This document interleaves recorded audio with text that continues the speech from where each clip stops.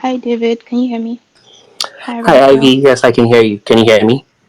Yep, I can hear Awesome. you.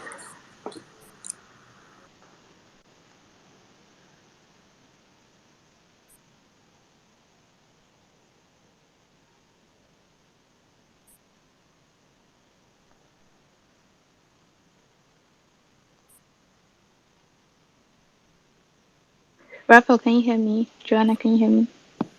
Yep, all good. Hi, Ivy. Cool. Hello. Hey, all good Welcome. here too. Sounds good. We'll start in about 5 minutes, so we'll Cool. wait for a few more people to join. Okay. Thank you. Sunshine, she's here. You can take a break.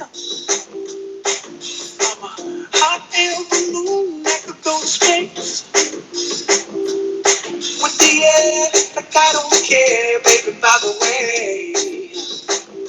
Because I'm happy. I'm alone if you feel like a homeless out of room. Because I'm happy. I'm alone if you feel like happiness is the truth. Because I'm happy. I'm alone if you know what happiness is to you.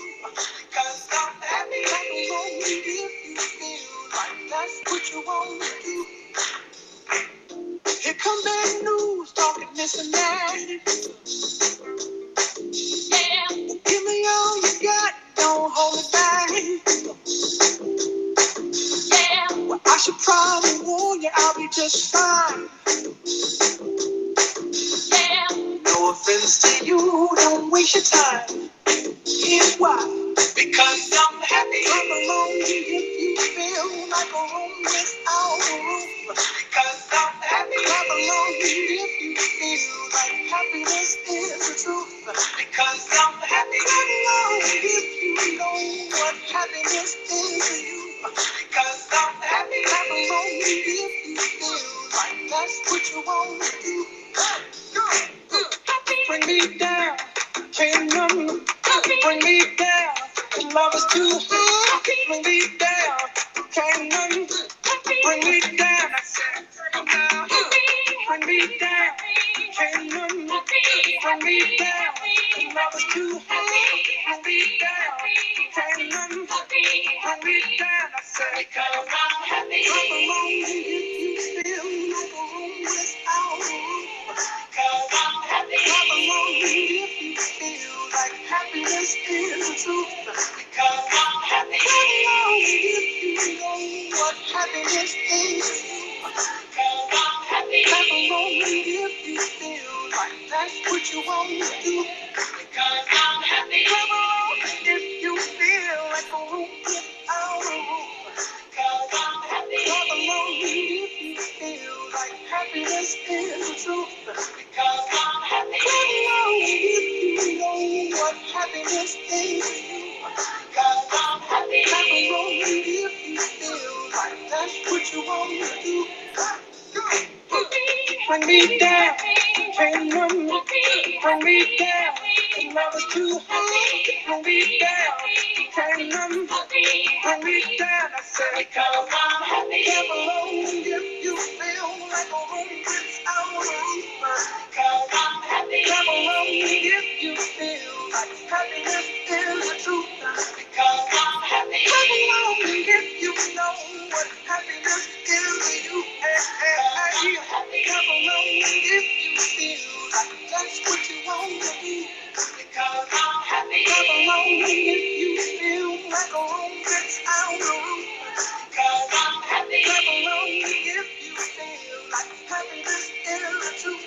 Because I'm happy. Come along if you know what happiness is to you. Because I'm happy. Come along if you feel like that's what you want to do.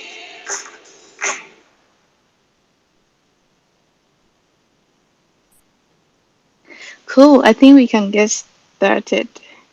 It's about a minute more, but yep.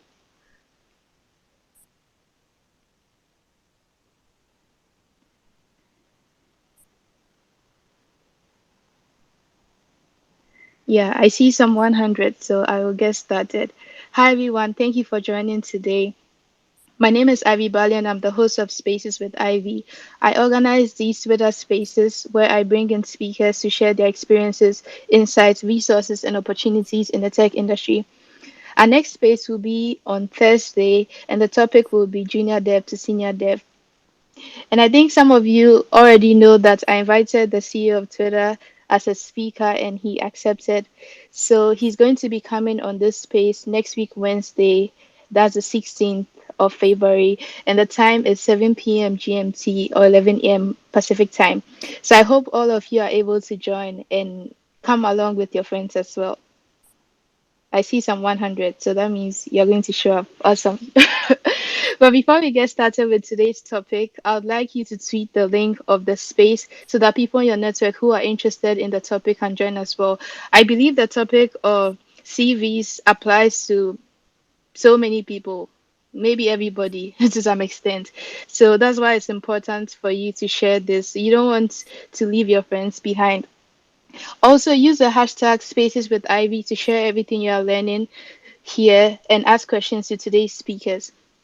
So today we are going to talk about the interesting topic of CVs, and we're going to be sharing best practices for your CVs and some tips for job seekers. We'll also be doing live CV reviews of some of the CVs that were pre-submitted before today's session. So we have Joanna, David, and Raphael here today. Can each of you introduce yourself and tell us a bit about what you do? So let's start with Joanna.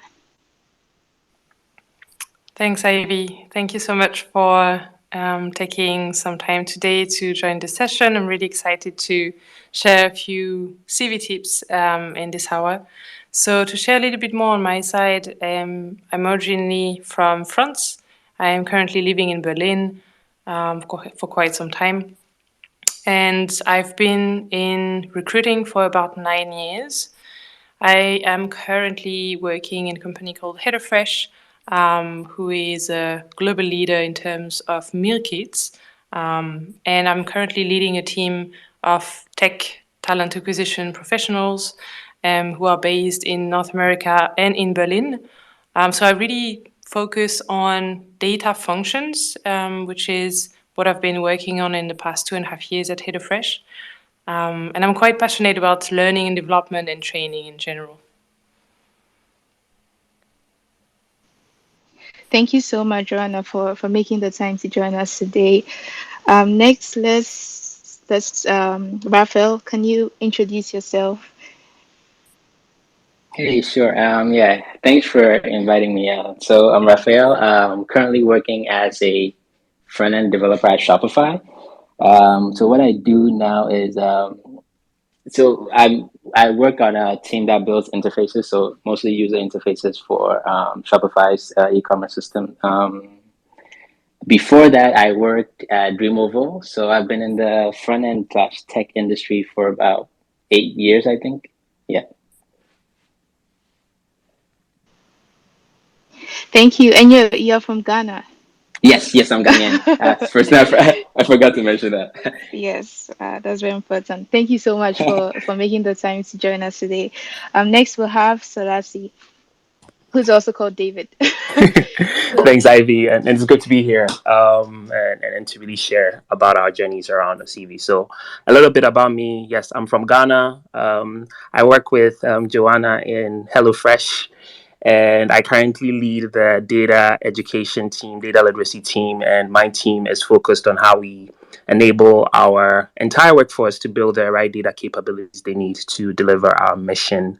I've been working, I guess, in the education tech space for I'll say since 2014. I worked at Meltwater Entrepreneurial School of Technology in Ghana. Then I worked in the open data space for quite a bit, and I'm blessed to also be at HelloFresh, pushing forward data education across. Good to be here. Yeah, thank you so much for joining. And Salasi and Joanna, you have a lot of openings, right, at HelloFresh. So we are hoping you can share some more details as we go further, because I think there are people here who are interested in applying for these roles. Yeah, definitely. We have a lot of openings in data in Berlin and in the US as well. So I'm obviously very interested in speaking to people who would be eager to apply for those roles. To maybe share a few numbers. Last year, we hired a bit more than 500 people in tech globally. We also have very ambitious plans for this year, probably going to hire 650 people again for tech globally. So yeah, happy to have a little help on that side. Yeah, sounds good. Sounds good. And it's not just data roles you have, right? Because I checked the careers website and you have software engineer and PM, legal, finance, so many openings available as well. That's right. Yeah, we have lots of different areas in tech. So we have backend engineering, product design, software engineering, engineering managers, staff engineers, data. So the list is pretty long. Yeah, I'm so excited to learn more about the roles you have. But yeah, we'll be moving to the topic in a bit. But before then, I wanted to say hi to Dr. Ima. Thanks for joining. Carl, thanks for joining. And for all of you who made the time. And we also have the Spaces, the main Spaces accounts joining us as well. So thank you for being part of today's session. So let's start with the basics of a CV. And Joanna, you can get started with this. What are the basics? What are the basic things we should have in our CVs before we even apply for any kind of role?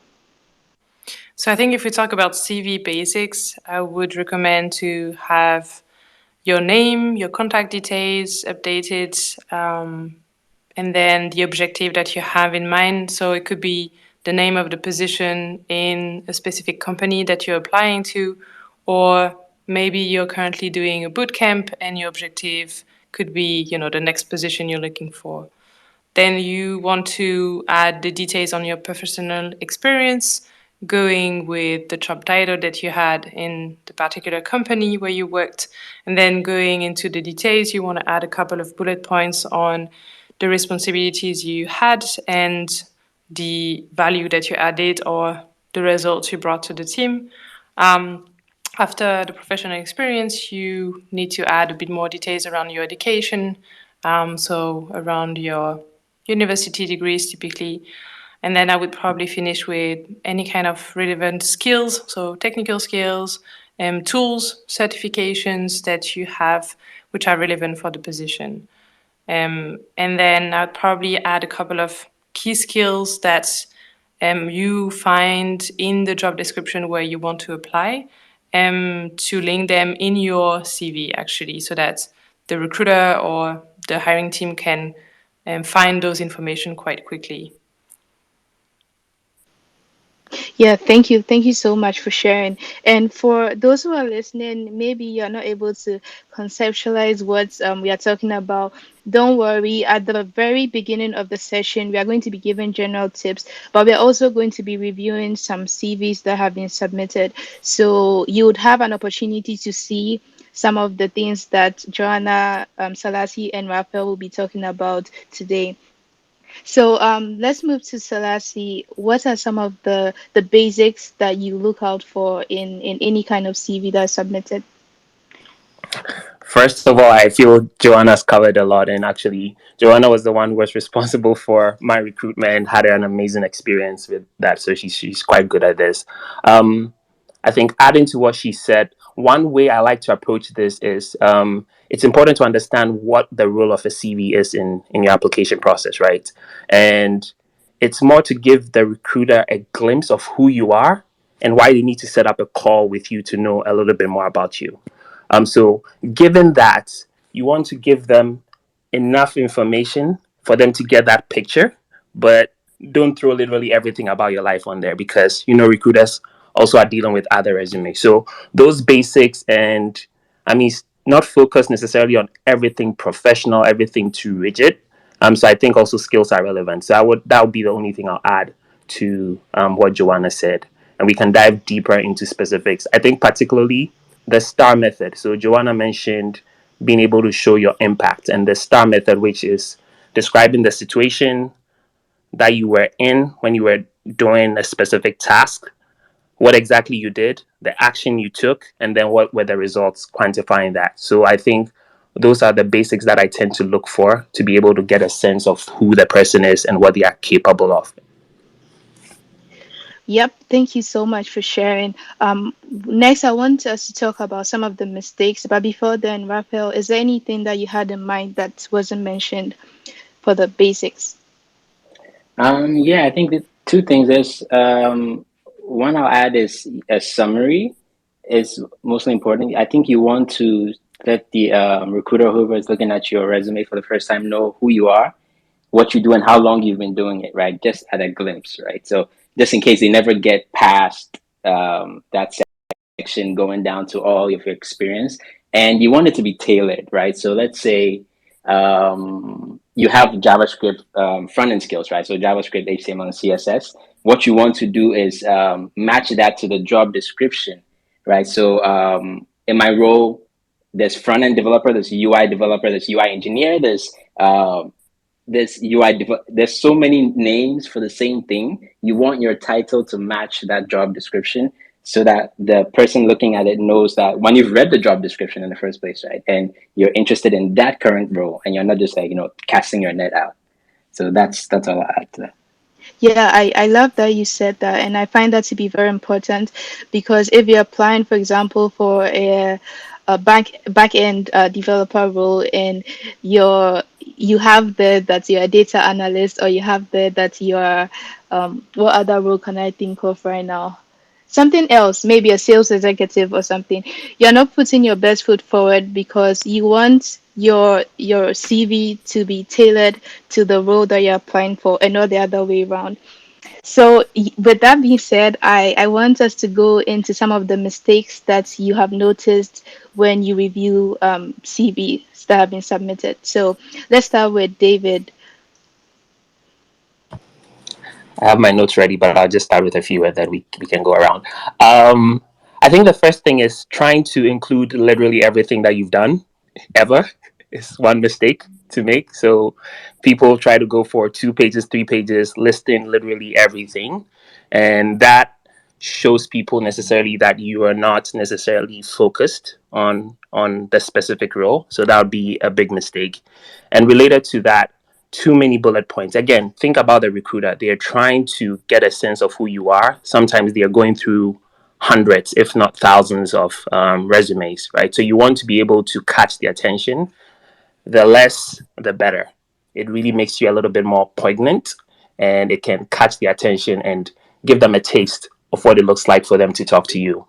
Um, this is obvious, but I've seen this, including items you've not worked on or cannot talk about, right? So people will put on things and it's not intending to be malicious or anything, but you put something on there and then you get asked about it later and you can't talk about it. So avoid that at all costs.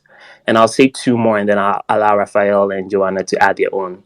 Um, Writing down the job description that you've had instead of the impact that you've made. So people would say, um, I did presentations. That doesn't really say anything about what impact you've had because we're looking for you're trying to present yourself as somebody who solves problems. So instead of you did presentations, can it be um, designed or put together a presentation that allowed the team to understand the inefficiencies happening across the organization? That shows that you are a problem solver. And this is why we encourage using the STAR method. And then the last one that I'll add to it, um, including references when they've not been requested. I think CVs or resumes are opportunity for you to show what is relevant to the recruiter. If references have not been asked for, don't put it on there. When the time comes, you can put it on there. So I'll stop there and then allow others to add their common mistakes. Yep, thank you. Raphael, do you want to go next? Yeah, sure. One big one that I've seen, and just to track back, Shopify is hiring. This is not a competition. Okay, so fresh, but I know we're hiring a bunch of devs. So yeah, just jumping back into the CV mistakes.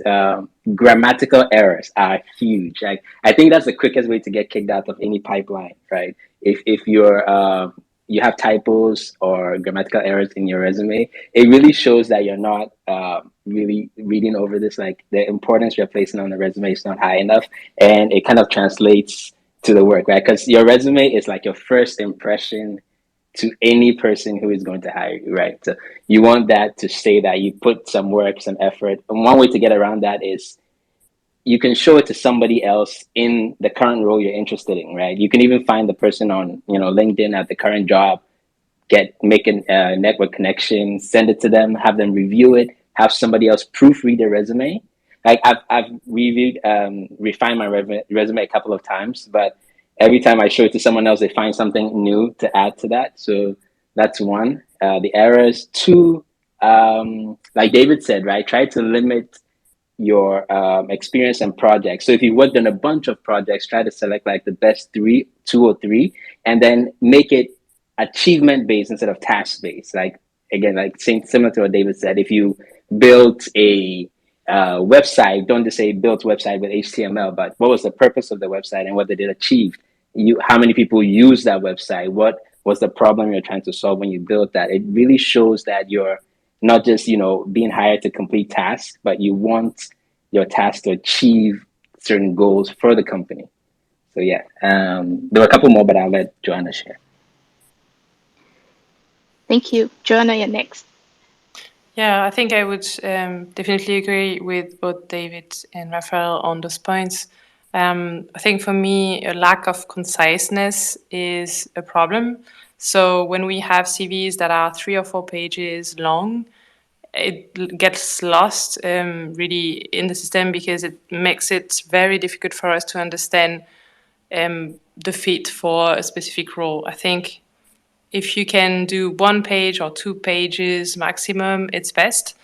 And then going into the details, make it very factual and very data driven, let's say. So really focusing on the impact and the value that you added to a specific project, even if it's about your studies. You're maybe early on in your career, you don't have 3 or 4 years work experience, but you can still find the added value you added to a project during your studies, or maybe you did a master thesis that is particularly related to the job you're looking for. So you also want to add as many details on that side.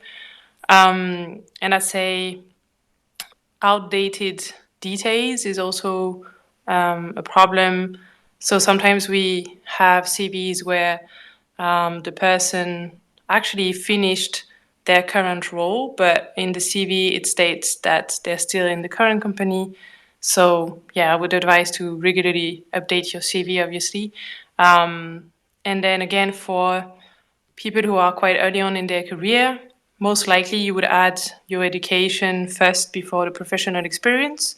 But as you move forward in your career, you want to switch things. So you want to add your professional experience first, and then at the end of the CV, the education. So that would be my insights on it. Yeah, thank you so much for sharing that.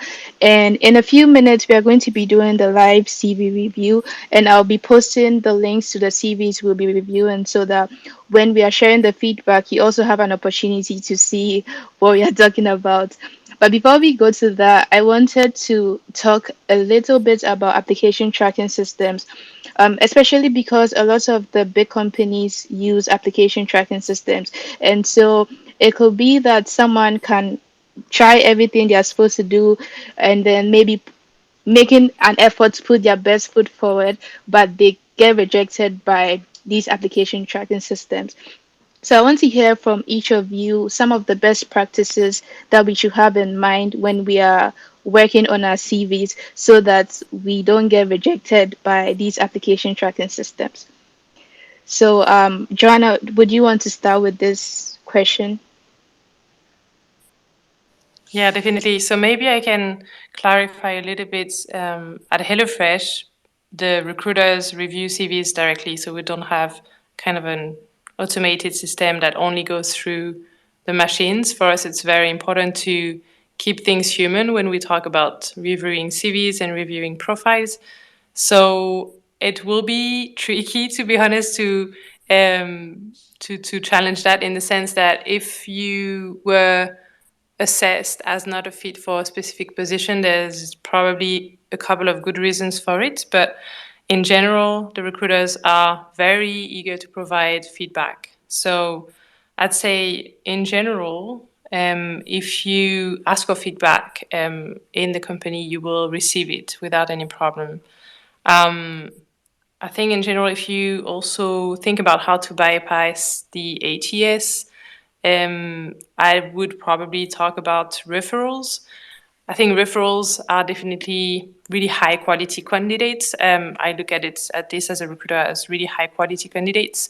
So if you know people in your network who work for companies that interest you, I would recommend that you approach them and that you ask if they could make a referral for you or make a recommendation for you. That way, you have much more chances to kind of bypass any kind of system, and that your CV is going to go into the hand of either a team lead, a hiring manager, a recruiter. And so that could actually be a really good option. So yeah, that's maybe some of my recommendations here. Yeah, thanks for sharing that. Salasi, you want to go next? I mean, honestly, the same. As Joanna said, HelloFresh, we don't use that, so I can't really give specific insights on that. But one thing in the past when I was applying, when I started my career and I was applying to a lot of jobs, one of the things that I did or I learned to do was to look at the roles and responsibilities that were being asked in the job description and make sure that when I was describing the things that I did, I highlighted some of the roles and responsibilities or even specific skills they were asking for. So I don't know if that had an impact. I hope it did, but that's the only thing that I can think about. But I do agree, if you can leverage people in your network who are either working in those roles or in those companies, it gives you a better chance of being able to skip those systems. Yeah, Raphael, do you have anything to add? Yeah, I mean, I didn't even expect them to say that. That's what I was going to say. But I will still share a bit of my experience when I was applying. So I had a couple of years in between, like my previous job and my current job, and I applied to a bunch of jobs. And I went through the ATS system. And so you could almost always tell that if your response for the job comes back quicker than under 24 hours, you know it went through an ATS, right? So one thing that I would suggest, and there's so much information out there right now, like if you Google to figure out what you want to put on your resume to get it through that, one, you could make sure you read the job description properly, the job posting. If they say no PDFs, do not submit a PDF. It's a quick way to just get kicked out. Typos, make sure you don't have any typos on your resume. Make sure you don't you're not too wordy. So bullet points is key. So it kind of goes to show that you really don't know what you're saying you do if you're too wordy, right? So you want to say what you did, again, like with what David said in the star format. Don't apply. This is one of the mistakes I did. Don't apply to too many different roles at the same company. It also just shows that you don't really know where you fit, right? So then the ATS sees it all, right? And when a recruiter opens your package, they see every job that you've applied to, right? And it shows, okay, if you apply for UI, you apply for UX, you apply for front end, they really don't know where to place you. And so it's like, I don't even know, I want to say this properly, but you want to make the recruiter's life easy. And the ATS does that, right? So in order to like get to the recruiter, you sometimes have to bypass the ATS. But the best advice, I think, is what Johanna and Salasi said. Try as much as possible to get your resume in the hands of a human being. If you can reach out to somebody in the company in the same role that you're interested in, get it to them. What I used to do is I had a small template that I wrote to the hiring manager for that role, just saying why they should contact me, why they should reach out, and why we should have a conversation. So, yeah. Yep. Plus one to everything you said. I agree. I wanted to give a quick tip that there are some websites that have resume and CV template that are ATS friendly. So you may want to do some research and find some of those, because even in terms of like people say different things, like you're supposed to have this number of columns, you're supposed to have all these other things. But if you check some of these websites, I can find and share some recommendations that you can use to make sure that the format of your CV will be um, will be best suited for many of the ATS that some of these companies are using. And just to emphasize on what Selassie and Raphael mentioned about keywords. So as much as possible, you'd want the keywords in your resume to be the keywords, or to as much as possible match the keywords in the job description. And that doesn't mean you have to lie. If you don't have those skills, don't say you have those skills. If you don't have the experience, don't say you have it. But if your keywords match what is in the job description, your resume or your CV will most likely be suited for the ATS and whatever criteria is being set. And one more thing is that there are some websites that you can upload your current resume, and then you can paste the job description, and the websites does a check. So it checks your CV against the job description, and it gives you specific recommendations on what kind of keywords to use, and how best you can revise your resume to suit the job description. So that's something I use in one of my job applications, and it helped me. But yeah, I just wanted to mention that. So yeah, thank you all for sharing. Next, we are going to go into the live review. So I'm going to pin a tweet I just did, which has 3 CVs we are going to be providing feedback on. And how we are going to do it, we are trying to keep all our feedback to about 15 minutes, so 5 minutes per person. And so each of you can jump in at any point in time. And just to mention that with the CVs we are going to be reviewing, we have redacted any personal identifiable information in order to protect the privacy of the people we are reviewing. And so for each person, I also ask them to share what kind of role they are looking for, so that as you take a look at the CV, you'd know the role the person had in mind for the CV. I hope I'm making sense.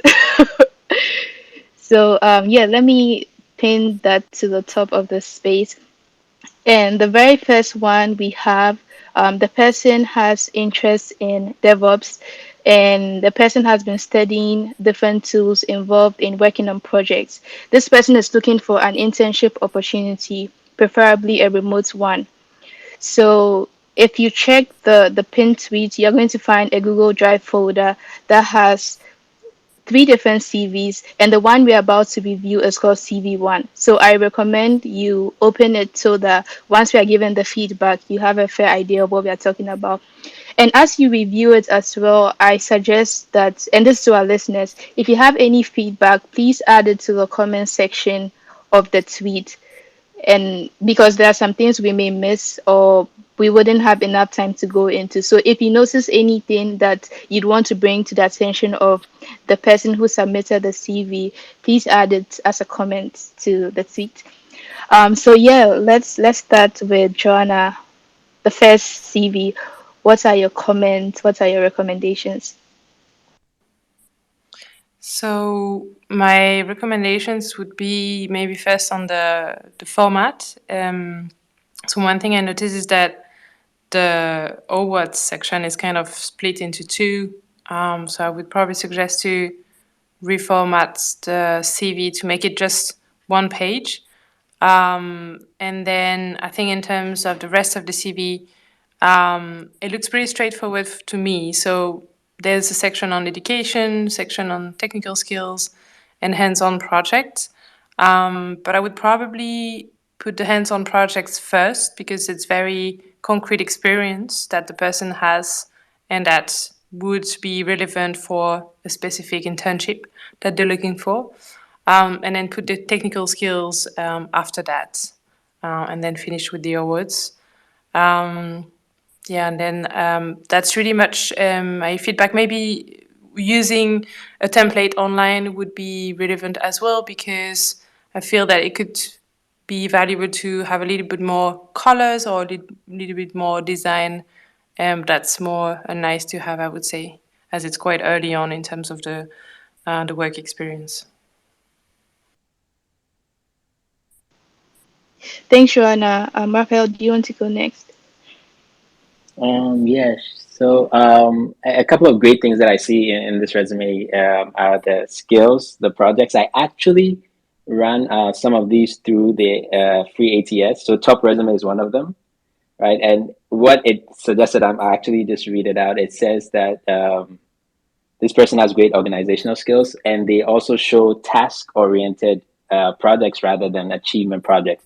So, when you come down to the hands-on project section, where they talk about, let's say they're using GCP to set custom budgets for tracking cost. They want to say how, like, what was the effect of that, right? What was the outcome? Did it save the client any money? Did it save the company? What was the purpose behind the project? And put that in one line. I would condense everything onto one page because the other page literally has two hanging bullet points, right? So if somebody were to print this out and they had one and they didn't have the other, you would be missing out on the great awards that she's gotten there. So yeah, just those two things. Thank you. Salasi, you're next. This is why you don't want to go last in some of these things. I agree. Keeping it one page, I think some things that can be easily done is, for instance, the links at the top can be all put into one line, either separating them by a pipe symbol, a comma, or a semicolon, reducing the font a little bit.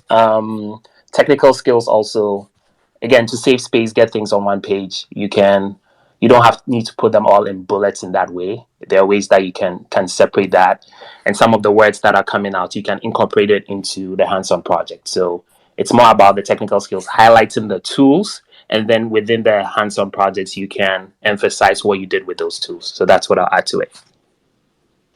Yeah, and for those who just joined, for context, this is not a generalized feedback we are given. So your own CV or your own resume may have different things that will be needed. However, these are resumes. Well, these are CVs that we ask people to pre-submit ahead of today's space, and so for this section of the space, the feedback that has been provided is specific to the CVs that were submitted. So the feedback you just heard was for CV number 1, and very soon we are going to be moving to CV number 2. However, I still believe that there are some things that may apply to you. So you can take note of the general tips. However, some of them may be specific to that CV. So I just wanted to make that clear. So the next one that we'll be looking at, well, I had one thing to say. For the first CB we reviewed, this person is looking for an internship opportunity, and so they don't have as much work experience. So in that case, it's better to keep it to one page. And also because the second page had just 2 lines, and this is something Joanna already mentioned, so I wouldn't go too much into it. So for the next one, this person is looking for a data analyst position, and the name of the file is CV2. So if you're listening, please check the pin tweet and open the file called CV2 in order to follow what we are saying. So for this, let's start with Selasi. What's your feedback? Thanks, Ivy.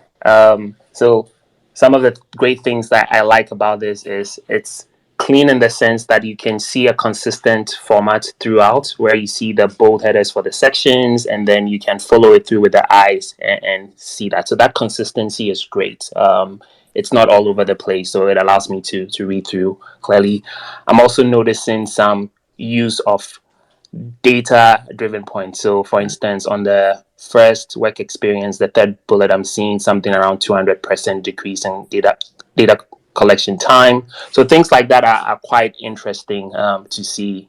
I would say there's a little bit more work you can do around saving space. So, either under the major titles, you can remove some of the spaces. Referees, again, it's a point that I make. I don't think it's necessary unless that is requested. I don't think it's important for you to put referees there, so that you can save a little bit more space around that. And then the other thing that I tend to say when it comes to skills, right, try as much as possible to embed them within the work experience as much as you can. So under skills, we have 4 different lines, and I'm asking myself, is this really necessary? Are there things that we can consolidate under 2, maximum 3 lines? So that's another thing that I noticed over here. And then even going back to the top where the links are, it's great that you're putting things like GitHub, LinkedIn, and another website, but can you keep that on 2 lines so that you're saving space and you're trying as much as possible to keep it within 1 page? That's what I'll start with and let the others add specific things. Yeah, yeah, I agree with you. And even as I check the skill section, this person has Python under data analysis, and then they also have Python under programming. So Python is repeated twice, and these are some of the small ways that you're taking too much space in, because you don't want to repeat yourself so many times, and you want to go straight to the point. So let's see what Joanna. Well, let's hear what Joanna has to say.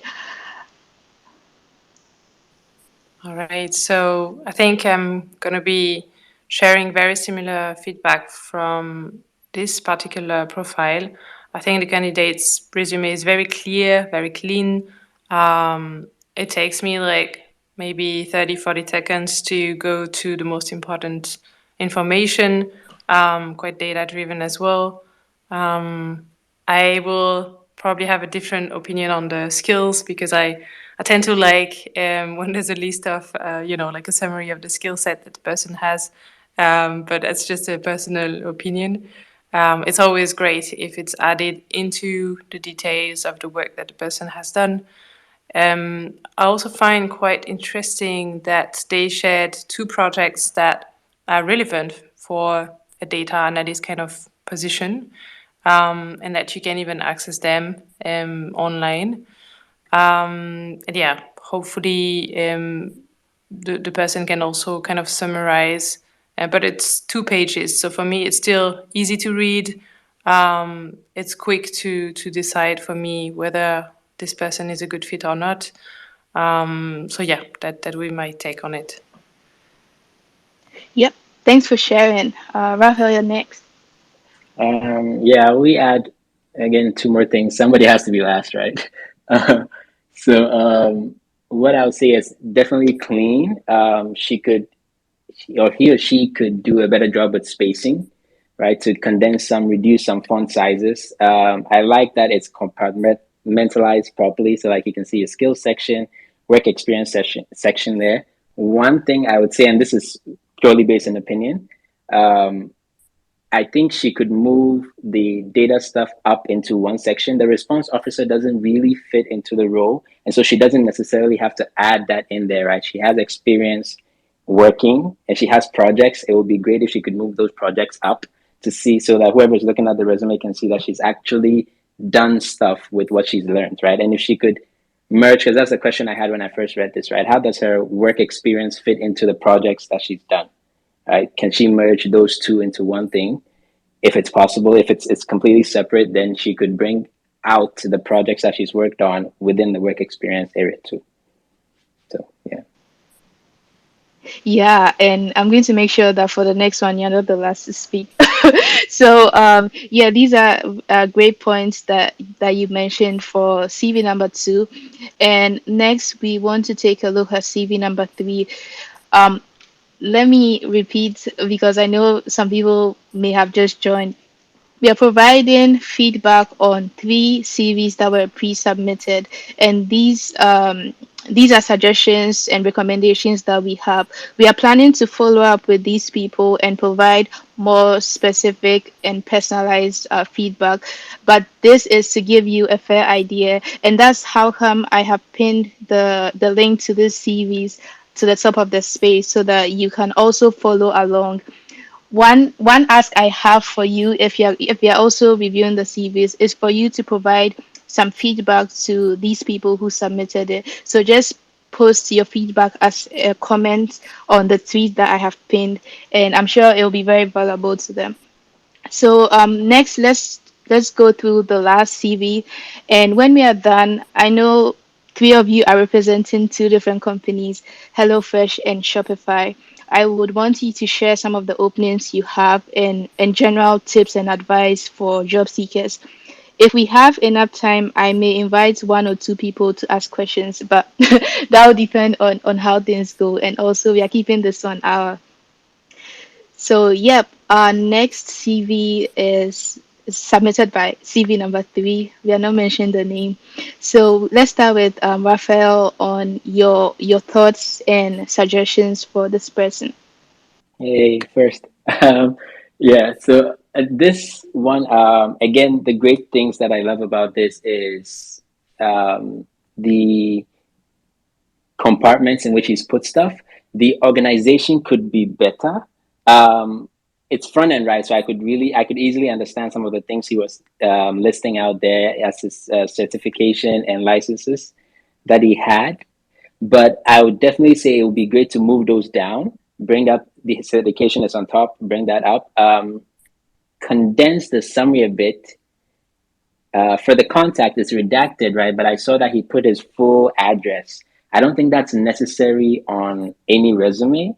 Your location is fine, especially if you're applying for a job that is outside your country, right? Which is big in tech now, right? But I've hardly seen anyone reach out by mail or snail mail to any person for a response to their resume. So location is fine. His contact information. If he has to use 2 pages for this, and I don't think he has to because there's not much experience there yet. But if he has to use 2 pages for this, I would say he should have his contact information on both pages, the first and then the second. Regarding his experience, and then I'll let somebody else share. I think he can condense like the bullet points down to just 3 achievement based achievement based items that he got from these things. So like when you look at the word coordination, right, and the data entry, he can condense those into 3. I have 3 points, but then I'll let somebody else share, and if there's more time, I can share some of that. Okay, yeah, thank you. I wonder who wants to go next. Maybe Solasi. I was gonna say Joanna, because but I can go. I'll share a little bit. What I found great is the impressive sense of like certifications and licenses is telling me, okay, this person is really interested in getting into the space. So that's a good sign. Um, but as Raphael has started hinting at, there is a lot already. When I look at this, when I start looking at a resume, I'm like, okay, how many pages do I have to go through? And I'm seeing 5 already. My brain is like, okay, why? Um, so just quick tips. Initially, there was a picture over here. That is something that is not necessary. It actually should be avoided. It may count against you. If you are not smiling enough for the person, they may think something else. So just avoid it. It's not necessary. Um, Star method, right? You, especially if you're coming from previous experiences that are not necessarily um, aligned, applicable to the role you are applying for.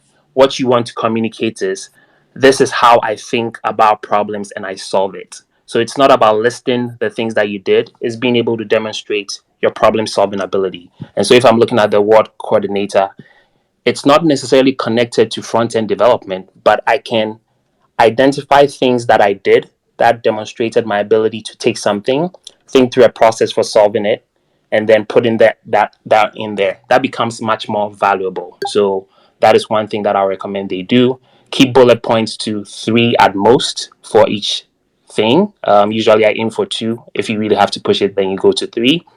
And then um, under technical summary, the I don't looking at the bars, it doesn't really give me any additional information. So this is something that you can get rid of or find another way of turning it into something that tells you, okay, this is the technical summary, or this is who I am technically. You're using about almost a half of a page just to represent that.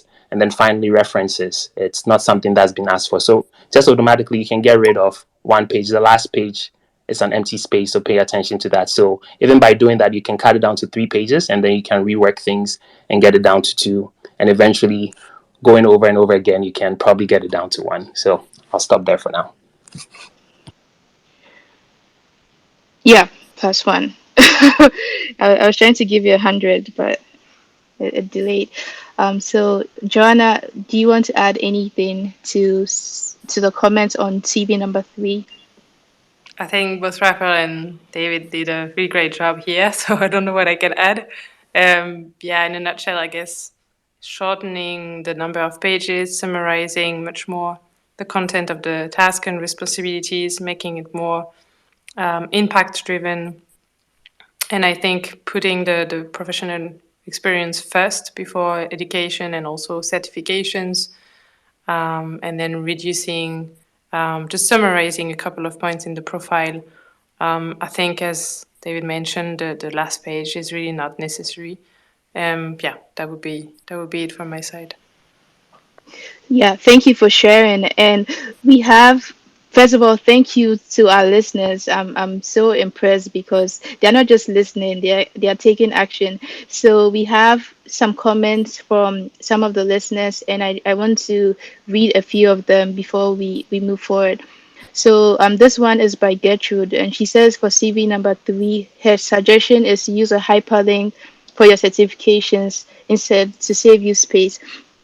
And then Daddy's Girl for CV number 1, she recommends that we just learn that projects and skills come first, then education background last. For that, I would say it depends on the individual because I think it was Joanna who mentioned for that particular person they were looking for an internship opportunity and they're still in school and they don't have as much work experience. So in that case, their education, it makes sense to have the educational background before their professional experience. But for someone who has been in the industry for a longer time, it makes more sense to have their work experience before their educational background. So that really depends. And then reading one more comment, this is by Jason. One suggestion, you can also have skills as a list on the left pane with rating on each skill. It will save space as well as it's easier to read. So these are suggestions by our listeners. You can decide to take them or not, but it's good to know that there are people who took time out to take a look at your CVs and provide you with feedback. And as I mentioned, for our 3 speakers today, they are going to be giving each of you more specific and personalized feedback so that it can help you take action and hopefully improve your CV. So next, I would want Raphael, Selassie, and Joanna to share with us some of the openings they have in their companies because their companies have a lot of roles. So let's start with. So two of them are coming from one company, and then Raphael is coming from a different company. So let's start with Raphael.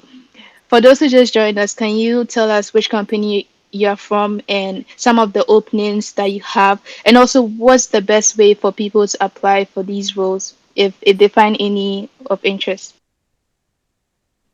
Hey, thanks. So I'm from Shopify. I currently work at Shopify.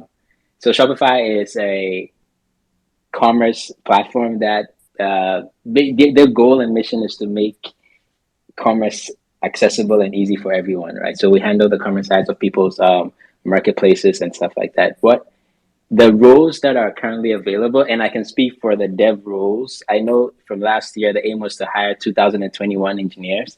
I don't think that goal has been met, and don't quote me on that, even though this is being recorded.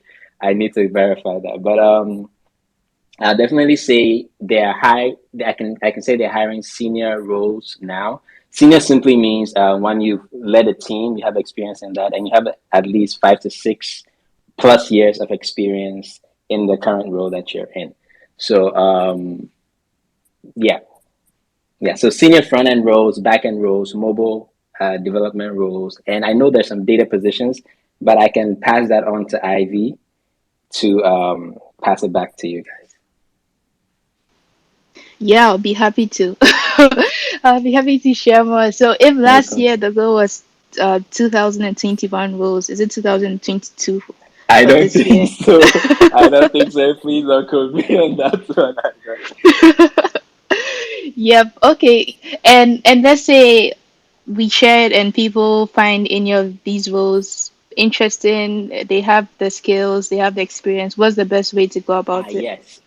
So I would say again, like we discussed before, try to get your resume or your application in the hands of someone who works at the company. So you can go through LinkedIn, find some connections that work in the role that you're looking at. You can reach out to me, um, let me know the role you're looking for, and pass along your resume.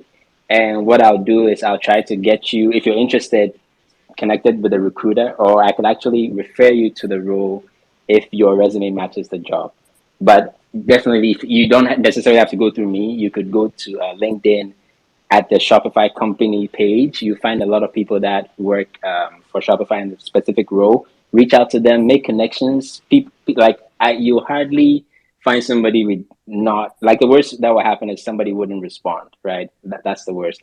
But I highly recommend that. I've heard so many people get jobs that didn't even exist. Like there's no job description for that particular job, but because they had certain set of skills that they were able to express properly to a recruiter or to a hiring manager, they got a job.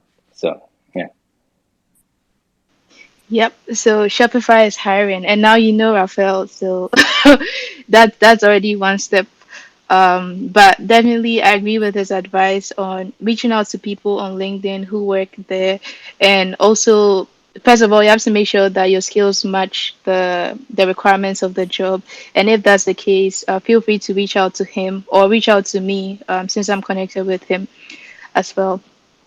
So let's hear about roles at HelloFresh with Joanna and Selassie. Sure. Thank you, Ivy. So yeah, I can talk a little bit more about the roles we have at HelloFresh. So for those of you who don't know HelloFresh, so we're a global leader in the meal kit industry, and we operate on about 16 markets today globally.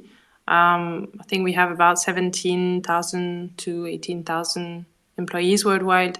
And there's lots of different openings in lots of different places worldwide. So at the moment, I am based in Berlin. I know we hire a lot in Berlin and in the US for data, but we also have a lot of openings in backend engineering, front end engineering, mobile, product as well, product owners, product designers.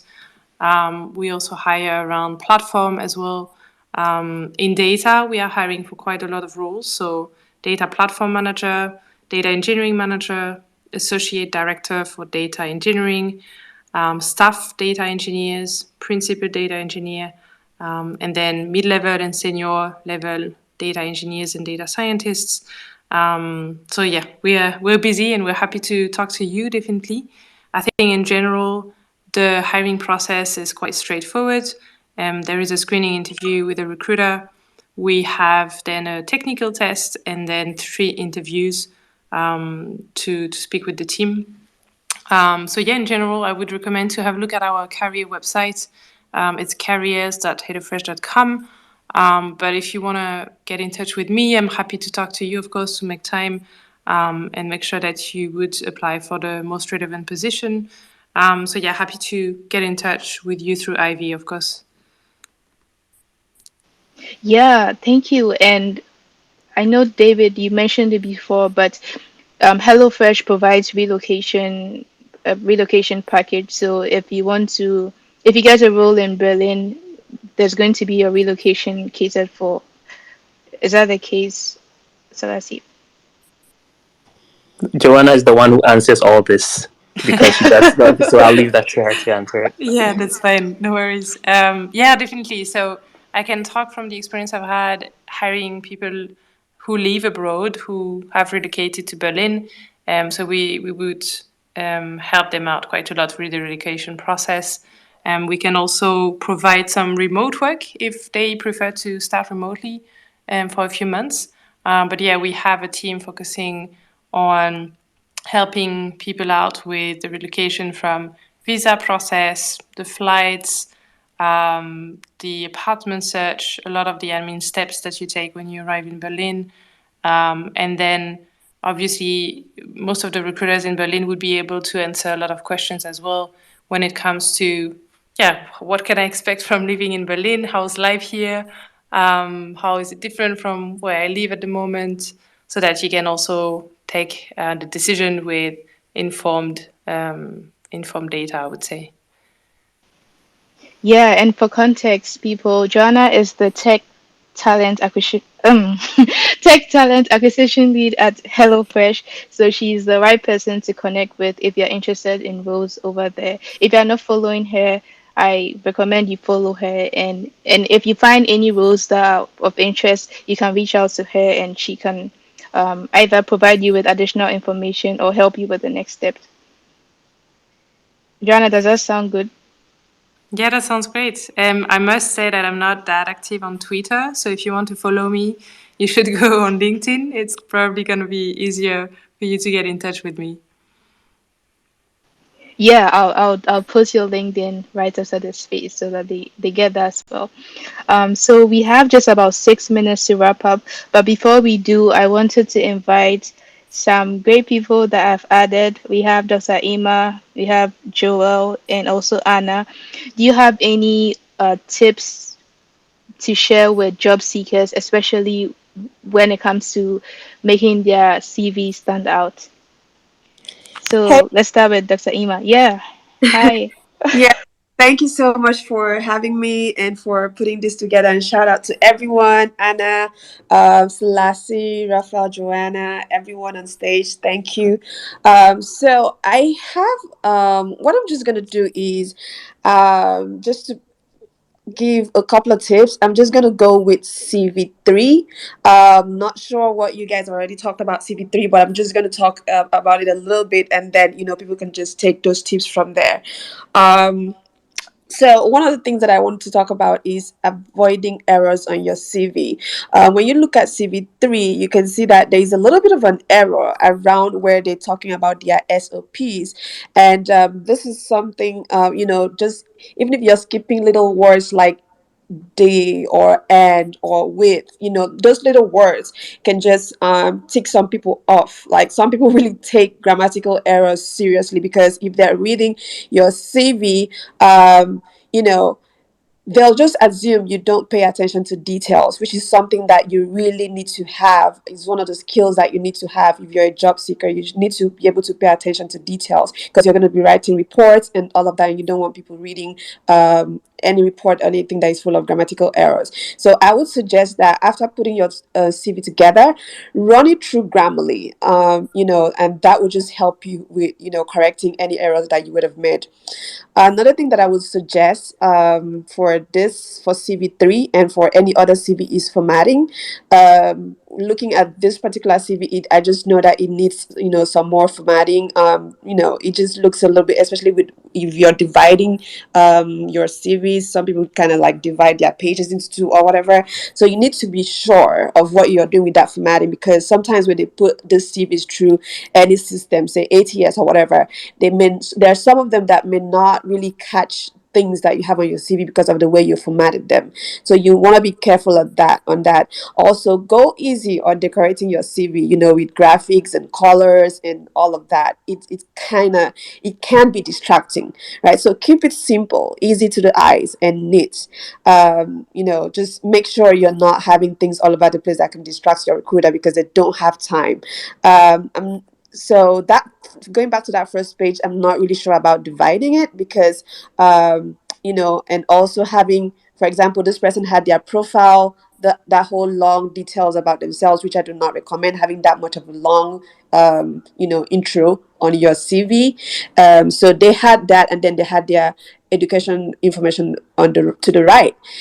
Honestly, I missed it because my eyes just went in a chronological order, and after that profile part, I went straight to the next page, and then I was expecting to see their educational background, and it wasn't there. Their professional background was kind of there, and I kept scrolling down to look for it, and I was wondering if they forgot. Now, if I were to be a recruiter with just a few minutes to scan your CV, I would have moved on, right? And just thought, oh, this person forgot to put their educational background, but on their CV. So you want to make sure you have. I would suggest just having them in a very chronological other in like one page. You go down and not just put things all over so that people could just have a difficult time finding them.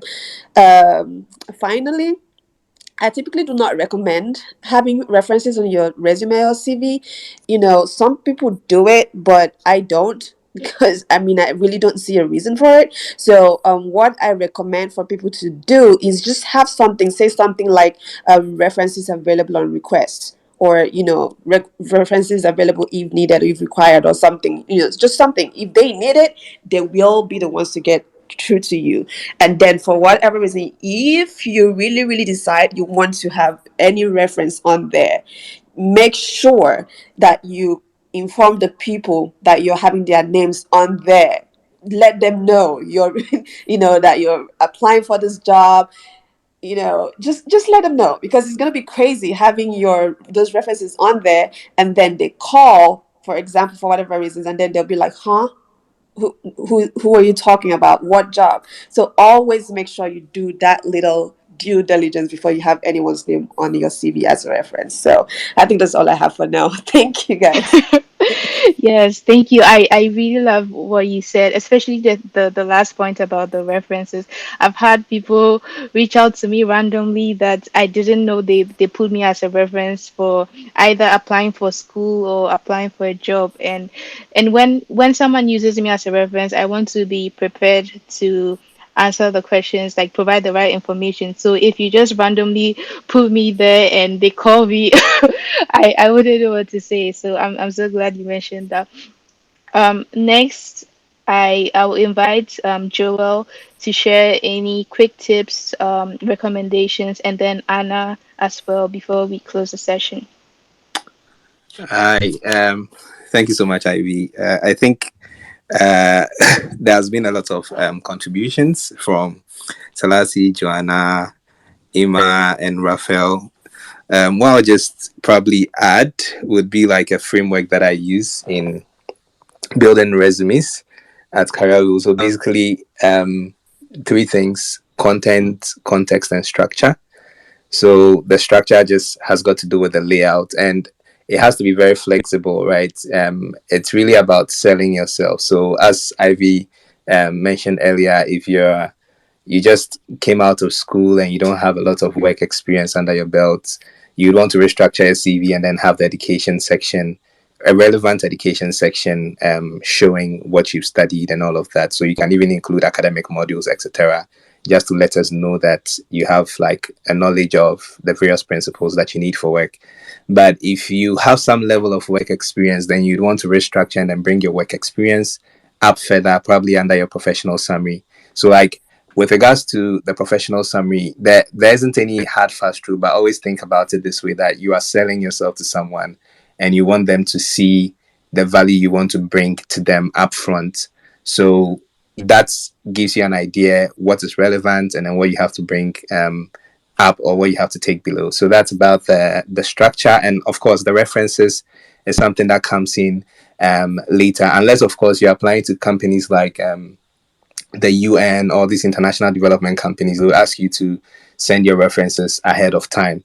But beyond that, really, if you don't, if it's not asked for, then you better save space on your CV. So that's about the structure. In terms of content, you want to think about like the results that you delivered in the various places that you've worked in.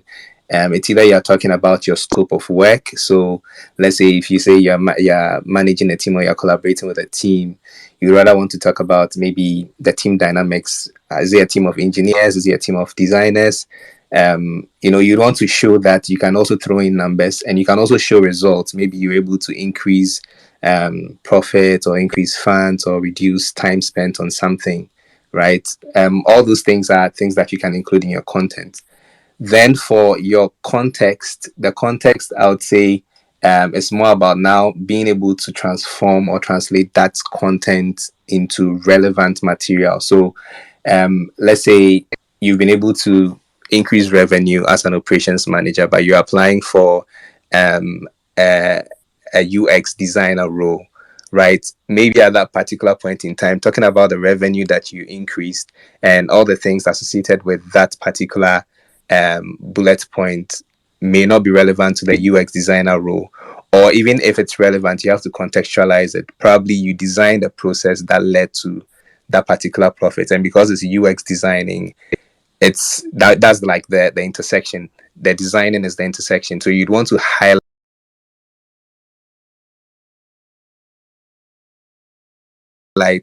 the fact that you did something design related and that resulted in some increase in revenue.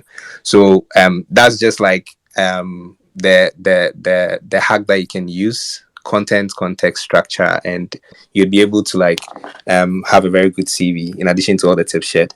Thank you so much, Ivy.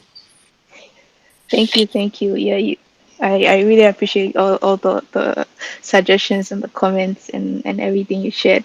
And yeah, when it comes to CV, you're the real deal. Thank you. So next, let's let's get some feedback and comments from Anna. Quick tips before we wrap up. Thank you, Ivy. I appreciate what everybody has said, so I'm not gonna repeat that. I just wanted to give a little bit of tips here. So I noticed that some people have their certifications. Like, let's say you have a PMP, and then you go at the bottom of your CV, and you start adding, all those certifications. So for easier, quick contest, and I know Dr. Ima had mentioned this earlier too, that recruiters are taking 6 to 10 seconds to look at your resume. So let's say you have a PMP, a CAPM of some type of accredited certification, put that acronym after your name so that way quickly they can see that you have a certification instead of them scrolling all the way down to see that you have one. And then also, just from a chronological perspective, I do have access to an ATS, which is jobscan.co. So if you have access to jobscan.co, it is free for fast 5 CVs. Utilize that, throw in your CV in there, and put in a job description that you think you would be qualified for, and see if it's going to accept your CV. Because all these borders, coloring, all that stuff that a lot of people have on their CVs is nobody's gonna say, hey, we're gonna hire her because she has an amazing background. No, not she has an amazing template and all that stuff. They want to look at the context, and I know Career Wheel has mentioned it. So it's all about your context and what you're sharing. I also just shared on a tweet a couple of action verbs that you can utilize when you are starting each sentence, because a lot of people also have seen them share with me that they've led. So each sentence just starts with led. So make sure you're diversifying and utilizing different action verbs when you're starting each sentence. Career will also mention this, that utilizing your numbers and metrics. So, having something like an XYZ format. So what you did, how you did it, and what was the outcome. As a project manager, they're always looking for how you saved the company money, made the company money, or improved processes. So make sure you're sharing that, how you did it, what you did, how you did it, and what was the outcome, and utilize some metrics so that you're not looking like you're just copying the job description onto your resume. Make yourself unique, make yourself stand out from another person who did the same role as you. So I just wanted to share that. Thank you, guys. I'm done speaking. Yeah, that was so insightful. Thank you so much, Anna, for sharing. My recommendation to everyone listening is that you follow all the speakers we have today. These people have taken time out to share very helpful tips with us today. And beyond today, they do share very useful content, especially for people in tech. So if you're not following, let me go through the list. We have Dr. Ima, we have Joel, who is also Career Wheel, we have Selassie, Anna, Rafael, and Joanna. Please follow them. Joanna mentioned that LinkedIn will be a better place to reach out to her. So at the end of the session, I will post her LinkedIn profile so that you can reach out to her via LinkedIn. So yes, I think we were able to stay stay within the time because we started 7 minutes after time. So I want to say a big thank you to all our speakers for making the time to join us today, and also to our listeners, for those who listened, for those who provided feedback to the TVs that we reviewed. And even if you weren't able to, your feedback is still welcome. So you can still go back to that tweet that I posted to provide feedback. And also to mention that HelloFresh and Shopify have openings available. So if you're interested in roles in these companies, check out their careers page and apply. And if you have questions, you can reach out to Raphael for Shopify and Joanna and Selassie for HelloFresh. On Thursday, we are going to be having another space, and we are going to be talking about what you can do to move from a junior developer to a senior developer. So I recommend you join that space. I also have a space coming up with the CEO of Twitter, and that will be next week, Wednesday at 7 p.m. GMT or 11 a.m. PT. I've really been looking forward to this space for a while, so I hope you are all able to make it for this session. So thank you all. Oh, Dr. Ima. Yeah, go ahead. Yeah, thanks, Ivy. I just wanted to quickly invite everyone to my spaces on Saturday. So I'll be hosting a space on the different tech roles versus that require coding versus the ones that do not require coding. So if you're trying to get into tech and you're not sure what career options are there, because have had so many DMs of people being confused and asking me what's out there. So we are going to talk about it, the different options available for you, and we'll give you practical tips like in simple language on how to get started for those that are not sure how to get started. So I'm inviting everyone. I'm going to post the link again on my Twitter, on my timeline, so you guys can just set your reminders. It's going to be everyone is coming to that space, so you guys need to be there. Thank you. Yes, I'll be there as well. Thank you. Thank you so much for sharing. And so make sure you're following Dr. Ima and check the tweets to set your reminders so that you're able to join that space. Joel, do you have a space coming up? Nah, not yet. I just wanted to share that I threaded that tweet to the post that has the CVs. So we have a free CV template that we released like as of last year. It had over 3,000 clicks. So if you're looking for a free CV template, it's a Google document. You can actually modify a lot of things on it. You can download it. I mean, you can make a copy and then use it for your job applications. Thanks. Thanks, thank you. I'll find that and retweet it so that people find it. But also make sure you're following Joel because he posts a lot of career. You know, his name is for Career Build, so everything career. He's the right person. So yes, let's wrap up with the space. Please make sure you're following Dr. Ima, sorry, Career Wheel, aka Joel, or Joel, aka Career Wheel. I don't know which one. We also have Selassie, Anna, Raphael, and Joanna. I really appreciate everything you shared with us today.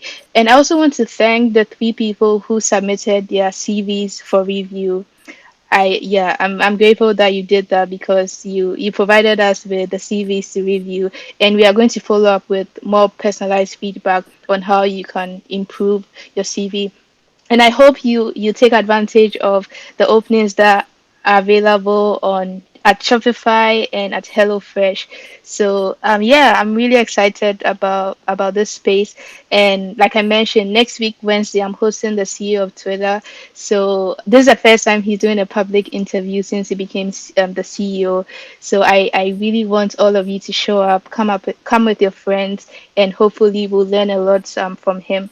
So, yeah, I want to thank you all once again, and I hope you enjoy the rest of your week. Take care. And thank you all, Dr. Ima, Joel, I want to Joanna, scream for you. Raphael, Anna, I'm Selassie. excited for you. Yes, thank you, Yes. Ivy. You rock. Thank You, you, Ivy. Ivy, congrats, Hey, thanks. congrats, Thank go you. girl. Bye, Okay. everyone. So Saturday and Wednesday. All right, sure. Yes, Bye. we'll be on Dr. Ima's space. Let's meet there. Yeah, yeah. Thank you.